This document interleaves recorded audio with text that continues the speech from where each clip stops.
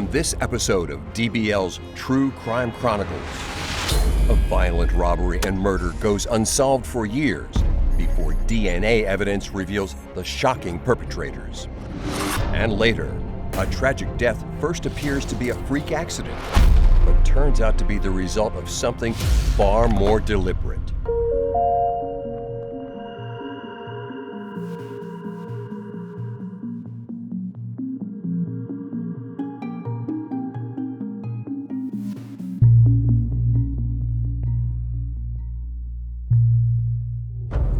Welcome to DBL's True Crime Chronicles. I'm Sam Schafer. A convenience store owner is attacked, killed, and robbed of more than $30,000, not at work, but in his own home. A heinous crime made all the more shocking 20 years later with the identification of the perpetrators. The morning of May 17, 1999, began like any other Monday morning. 39-year-old convenience store owner Saad Kawaf said goodbye to his wife in their home in the upscale, gated Deerwood neighborhood of Jacksonville, Florida. Then he headed out to the garage. A few minutes later, Mrs. Kawaf heard a scream come from the garage. She opened the door to find her husband being attacked by two people, a man and a woman. As Saad was being beaten and stabbed by the male attacker, the female came after Mrs. Kawaf. She dragged her back into the home and tied her up. Then the male entered the home, put a knife to Mrs. Kawaf's throat, and told her to give him the money. The invaders seemed to know that the Kawafs kept large amounts of cash in their home. Mrs. Kawaf handed over more than $30,000 in cash they had hidden in a kitchen cabinet. The man and woman bound Mrs. Kawaf to a chair with tape and left with the stolen money. With that, the attackers fled, leaving Mrs. Kawaf to discover her husband had bled to death from multiple stab wounds. Employees we spoke to in 1999 were shocked. Flowers were left by customers at the Kawaf store. I cannot believe it, not yet. He's dead. You know it. It was living, you know. He's a very nice guy. Everything, you know, for all this community, you know, all this neighborhood. Mrs. Kawaf was able to give the police detailed descriptions, describing the male attacker as white, somewhere between 5 feet 9 inches and 6 feet tall, with reddish blonde hair and a graying mustache. And the female suspect was described as also being white, 5'2", with a petite build and thin shoulder-length blonde hair. She also provided them with something else, the female attacker's DNA, which was acquired when Mrs. Kawaf bit the suspect during their struggle. Investigators believed that Saad's status as the owner of a business built largely on cash transactions made him a target. He would make deposits several times a week at the bank, so feel that that's definitely somebody was watching his activity. What was unknown to the public is that Saad Kawaf was being watched at the time by the Jacksonville Sheriff's Office, who had him under surveillance. The JSO believed Kawaf was illegally selling large amounts of pseudoephedrine, which made it all the more unusual that, between the cameras at the Deerwood gates and the police surveillance video, no suspects were ever identified. The DNA evidence was tested during the initial investigation in 1999, but no match was found and the case went cold. It was tested again in 2014. Still, no match was found. Finally, in 2020, with help from the nonprofit Cold Case Project and advancements in genetic genealogy, an identification was made. 50-year-old Melissa Jo Schafer was arrested in Jefferson City, Missouri. Her ex-husband was also arrested, 64-year-old William Robert Baer, who by then had been long since retired from his job as a detective for the Jacksonville Sheriff's Office. A retired detective and his then wife were arrested for the robbery and murder of Saad Kawaf in July of 2020. But how did they remain unidentified for so long? The answer when DBL's True Crime Chronicles returns.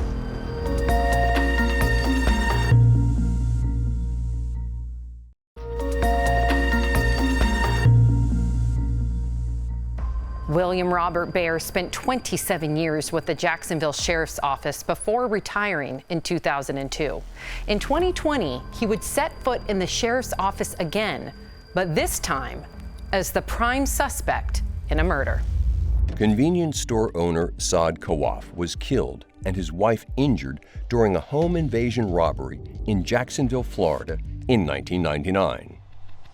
Thanks to genetic genealogy, 2 suspects were finally arrested in 2020. Former Jacksonville Sheriff's Office detective William Robert Baer and his ex-wife, Melissa Jo Schafer. In December of that year, Melissa pleaded guilty to Saad Kawaf's murder, admitting that she helped her ex-husband carry out the killing. She also admitted in court to kidnapping, armed robbery, armed burglary with assault or battery, and aggravated battery. Under sentencing guidelines, Melissa could face up to 31 years in prison. But under her sentencing agreement, the court may deviate from those guidelines, since Melissa also agreed to testify truthfully in future prosecutions related to the case. When her ex-husband, William Baer, was taken into custody, he seemed to be more bothered than worried. Just skip all the formalities, because I don't know what's going on. You need to tell me what's going on. I know what my rights are, so I'll show you a couple more photos. I'm just gonna, like I said, I'm not gonna sit here and drag you through anything. I'm just gonna cover it. What are y'all accusing me of? I don't. You don't recognize anything? I don't know who that is now. Though Baer might not have been all that fazed by his arrest, the national media was fascinated. We're joined today by investigative journalist Katie Jeffries from First Coast News in Jacksonville, Florida. First off, Katie, thank you for joining us. We just heard that William Baer Jr. was an active police officer at the time of the murder.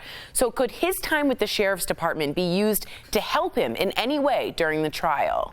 It doesn't seem like it at this point. In fact, trying to get his bond reduced, his lawyer actually filed some paperwork and cited his time in law enforcement as a reason that he could be trusted to have a reduced bond. And at this point, it doesn't seem like that argument has carried any weight with the judge because he's still in jail under no bond at this point. So at least right now, it doesn't seem like his time with law enforcement is going to help him. This murder was in a gated community with surveillance cameras. So how did Baer avoid detection during the initial investigation back in '99? So the sheriff's office confirmed that Baer was actually investigating Saad Kawaf at the time of this murder. And part of that was conducting surveillance on the house. So law enforcement sources tell me that when they went back and they were watching the surveillance tapes of cars that were coming and going, that they saw William Baer's car coming and going, but because he was supposed to be there as part of this ongoing investigation, it didn't raise any red flags to them at the time. But then, of course, when the genetic genealogy came back and those pieces started to come together, then they started to see kind of how that was falling into place. Wow, he slipped right through. Since he retired from the Sheriff's Department in 2002, 3 years after Saad Kawaf's murder, does that mean any cases William Baer worked on during that time can now be reopened? You know, that's a question that we did ask the state attorney's office, especially right after this happened. And it's something that I think they're trying to work through because really it calls into question basically every case he's worked from his time at the sheriff's office from the 1970s all the way to 2002. And some local defense attorneys have told us it's something that they're looking into to see if William Baer was someone who testified at their client's trial, because there could be an argument made that he wouldn't have the same credibility with the jury now as he did back then. So that's something I know defense attorneys are definitely looking into. I would want to be, if I were in one of those court trials, I would definitely want that to be retried, because I think you're absolutely right. The credibility is just gone after all this. This is such an interesting case. Exactly. I really appreciate you, Katie. Thank you so much. To read more about this case, visit firstcoastnews.com. You can also listen to the podcast episode, Murder in the Driveway. It's out now. Just go ahead and search True Crime Chronicles on your favorite podcast player. Katie, thanks again for sticking with this story. At the time of his murder, Saad Kawaf's home had been under surveillance by the Jacksonville Sheriff's Office as part of a drug investigation. William Baer was one of the detectives who kept watch on Kawaf's house. So despite all the records of who came and went into the Deerwood community, it would not have been unusual for Baer's vehicle to be seen entering and exiting the neighborhood. Baer and Schafer were able to enter the property by hiding in plain sight, but they can't hide anymore.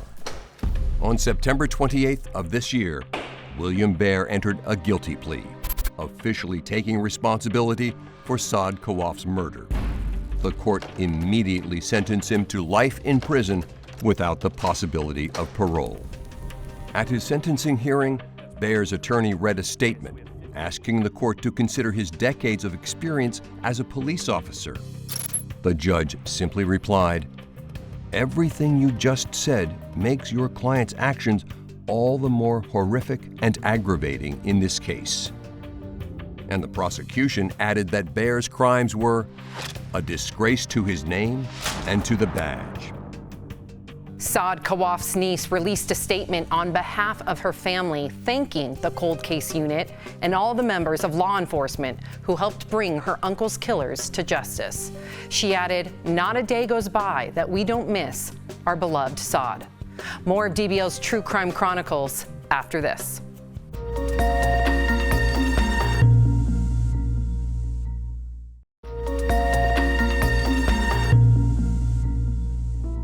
A beloved photographer and mother of 4 loses her life in what looks like a tragic accident.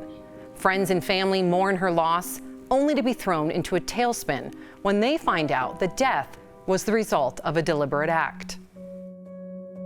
Labor Day, September 2019. Victoria Schafer, a 44-year-old wife, mother of 4, and part-time professional photographer, found herself in Hocking Hills State Park just outside of Columbus, Ohio.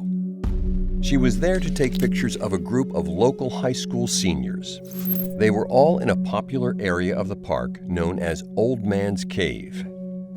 Also in the park that day were a group of 4 youths that included Jordan Buckley and Jaden Churches, both 16. The 4 were in a part of the park they weren't supposed to be in, on a cliff above Old Man's Cave. From their perch, they could see the park was packed with people enjoying the late summer day off.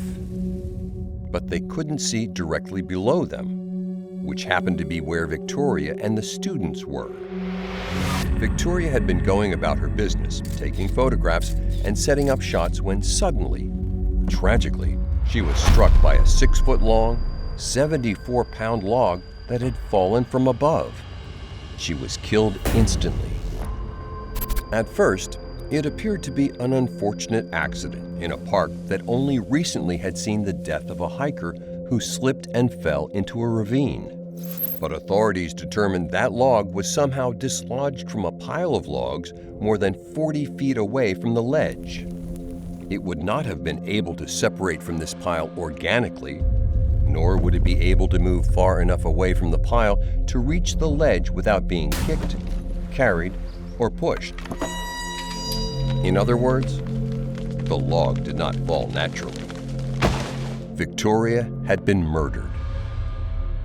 For the next month following the tragedy, Victoria's friends and family begged for information from anyone who'd been near Old Man's Cave that day.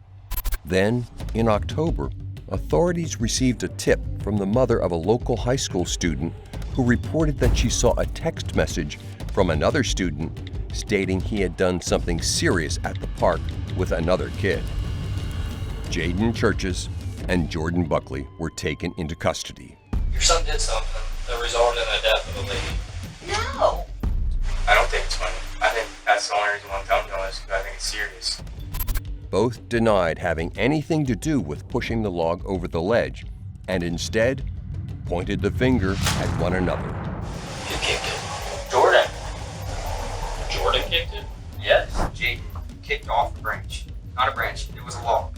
It was a big log, like probably this wide, this long, and he kicked it, and it rolled off the cliff, and it made a loud bang, so we ran.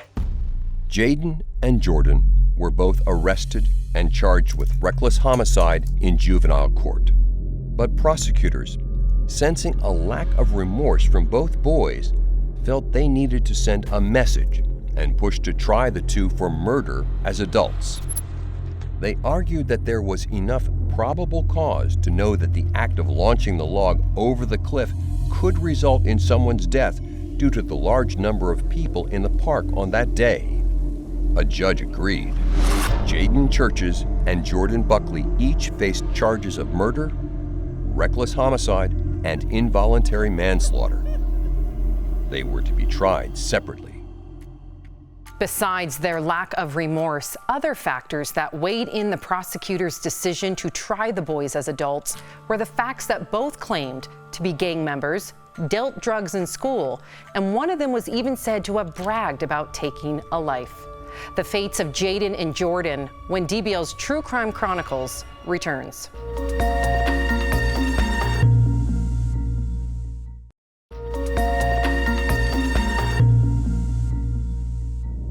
At the time she was struck by the log, Victoria Schafer had been sitting on a staircase. The impact created a gash in her head 12 inches long and snapped her spine in half. And two 17-year-old boys are about to stand trial for her murder. Jordan Buckley and Jaden Churches were about to have their fates decided in court, where they were being charged as adults for the murder 1 year earlier of 44-year-old mother of four, Victoria Schafer. They each faced 3 charges: murder, reckless homicide, and involuntary manslaughter. Combined, the boys could have faced decades behind bars in an adult prison. But then, something unexpected happened.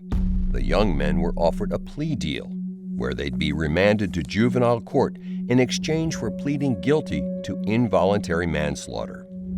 The family of victim Victoria Schafer believed that, being teenagers, she would want Buckley and Churches to be given a second chance. Jordan, do you understand the void they now have in their lives? Yes, Your Honor.